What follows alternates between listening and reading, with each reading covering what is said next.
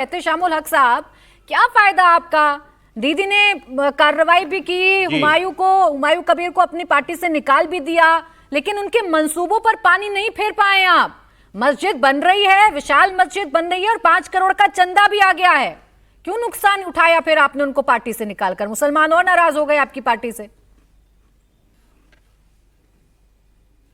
जी बिल्कुल नहीं प्राची प्रासर जी, देखिए ऐसा है कि ये एक मुसलमानों के सेंटिमेंटल की बात है और ये मस्जिद की बात है। हमारी पार्टी ने बहुत सही समय में और इंतजार था, हमारी पार्टी ने बहुत सही डिसीजन लिया उनको जो निष्कासित कर करके, इसलिए कि देखिए कि इस तरीके का समझ लिए बाबर नाम का जो मस्जिद का तामीर जो कर रहे हैं, ये इससे समझ लिए हमारे पश्चिम बंगाल में जो हम लोगों की भाईचारा एकता अखंडता है, इसमें कहीं न कहीं हमारी पार्टी के वो एमएलए विधायक थे, तो इसलिए उनको निष्कासित किया गया।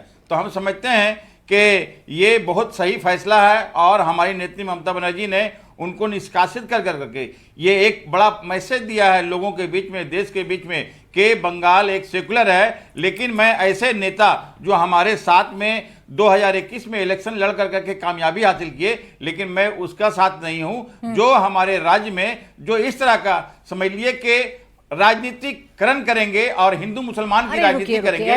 हमारी बहुत अच्छी बात, ये हिंदू मुसलमान भाईचारे की बात आप कर रहे हैं, बहुत अच्छी बात। तो ये बताइए ना, इस ये भाईचारा बना रहे बंगाल में, इसके लिए आपकी सरकार ने क्या किया? आपने निष्कासित कर दिया चलिए हुमायूं कबीर को, लेकिन रोक थोड़ी ना पाए हैं।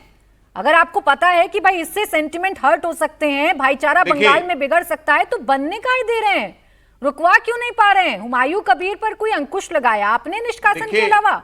देखिए प्राची जी, जी देखिए प्राची प्रासर जी, देखिए सबसे बड़ी बात है कि ये इंडिविजुअल समझ लिए कि ये प्राइवेट लैंड में बन रहा है और ये किसी भी तरह से सरकारी कोई जमीन पे ये मस्जिद तामीर नहीं हो रहा। मस्जिद और मंदिर और गिरजा और जितने भी धार्मिक स्थल बनाने का हमारे पार्टी या इससे कोई लेना देना नहीं। इसलिए सरकार जो है हमारी पूरी रियायत देती, चाहे वो किसी भी धर्म से रिलेटेड हो, तो मस्जिद और मंदिर और गिरजा और तमाम गुरुद्वारा बनाने में यहाँ पर कोई भी पार्टी या कोई भी मेरे पहले सवाल के जवाब में बताया कि हम बड़े सेकुलर हैं। सुनिए, हम बड़े सेकुलर हैं और ये से भाईचारा बिगड़ेगा हिंदू मुसलमान का, तो हमने पार्टी से निकाल दिया। अब आप ये कह रहे हैं कि हम कैसे रोके मंदिर मस्जिद गिरजा अगर कहीं पर बन रही है तो? भाई या तो आपका पार्टी से निकालने का फैसला गलत है या तो फिर ये गलत है। वो तो हमारे पार्टी के कुछ सदस्य है नहीं।